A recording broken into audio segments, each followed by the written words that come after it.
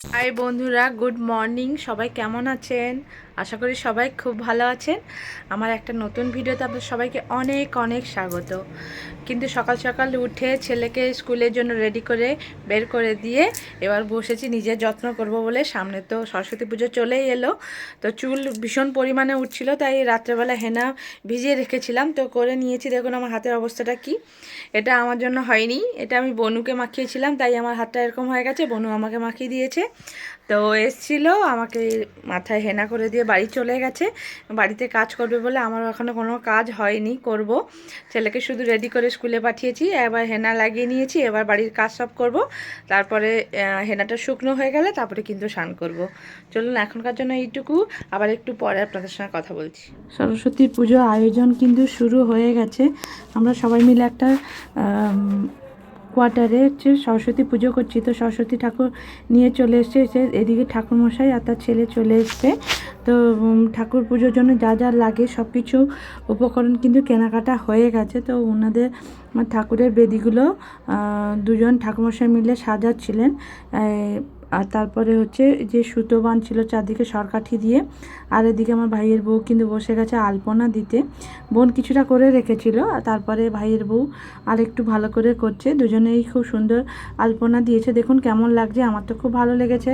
আপনাদেরকে দেখালাম, আপনারা কেমন লাগলো অবশ্যই কিন্তু কমেন্ট করে জানাবেন। আর ওদিকে কিন্তু নদী থেকে জল নিয়ে এসছে। আর মেইন যে ঘরটা, সেই ঘটের মধ্যে জলটা দেওয়া হচ্ছে, নদীর জল। যেহেতু নদীর জল অনেক মানে শুদ্ধ বলে, তো ঘটের জলে আমরা মানে নদীতে যাইনি ঘর উত্তোলন করতে, তো আমরা নদী থেকে জল তুলে এনেছি। ঠাকুরমশাই ওই ঘটেই ওই জলটা দিয়ে দিচ্ছে। আর এদিকে দেখুন দুটো পুচকো, আমাদের পুচকি আর একটা পুচকো মিলে দুজন বদমাশি করছে।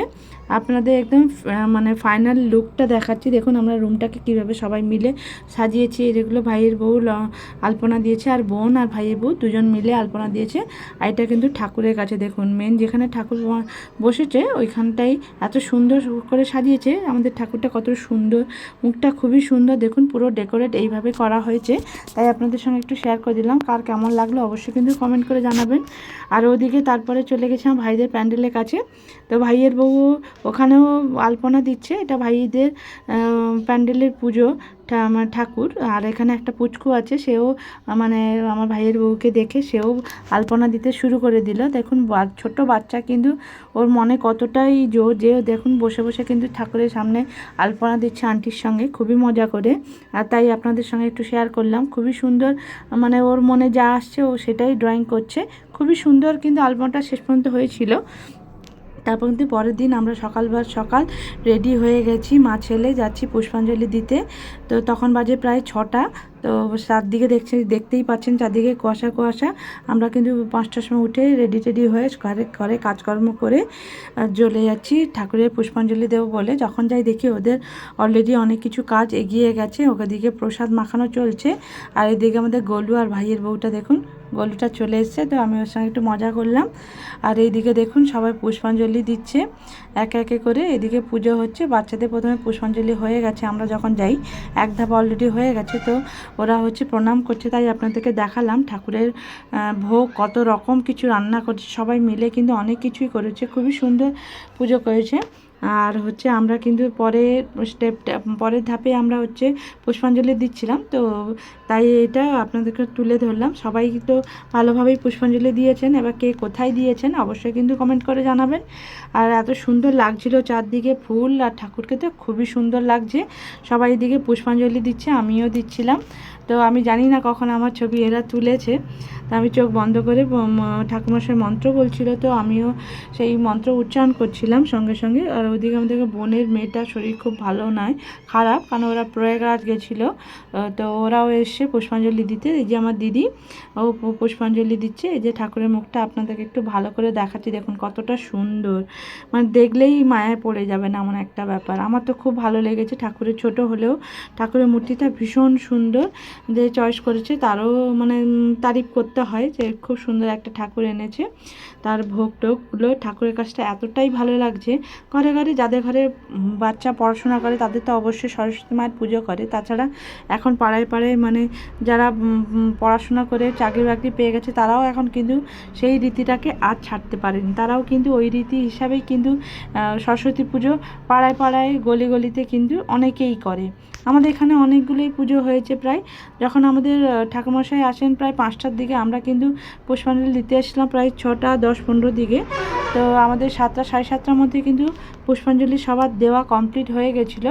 ঠাকুরমশাই যেহেতু গতকাল থেকে সব কিছু আয়োজন প্রথম থেকে করে রেখেছিল, তাই জন্য এতটা দেরি হয়নি, তাড়াতাড়ি হয়ে গেছিলো। তো আমরা কিন্তু সেকেন্ড ধাপে হচ্ছে পুষ্পাঞ্জলিটা দিয়েছিলাম। কটাতে কিন্তু খুব সুন্দর করে সাজিয়েছিল। আর এদিকে দেখুন ও দিদিরা কিন্তু সব কিছু আয়োজন করছে। আমরা এদিকে পুষ্পাঞ্জলি দিচ্ছি দেখে আয়োজন করছে।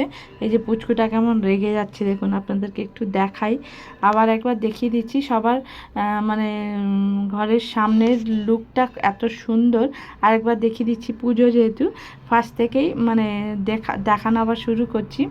এগুলো কিন্তু আমার বোনের বর সাজিয়েছিল রুমটাকে, তো খুবই সুন্দরভাবে সাজিয়েছিল। আর ওদিকে কিন্তু সবাই পুষ্পাঞ্জলি দিচ্ছে। আর একটা রুম খোলা ছিল, যেহেতু ওইখানে বসে সবাই খাওয়া দাওয়া করতে পারে, তো এই রুমটা ফাঁকা রাখা হয়েছিল। তো ওই দিদিরা সবাই মিলে কিন্তু সব পুজোর প্রসাদের আয়োজন করছিল।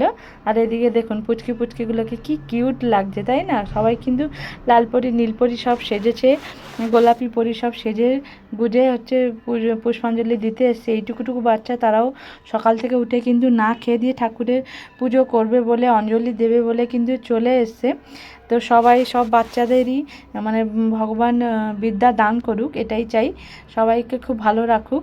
তো সকল বাচ্চাদের কামনার্থে ঠাকুরের কাছে এটাই প্রার্থনা যে তারা যেন বড় হয়ে মানুষের মতন মানুষ হতে পারে, বিদ্যা বুদ্ধি যেন ঠাকুর তাদের দান করেন, এইটুকুই আশা করি। ঠাকুর সবার মঙ্গলই অবশ্যই করবেন, তাও আমি বলে দিলাম।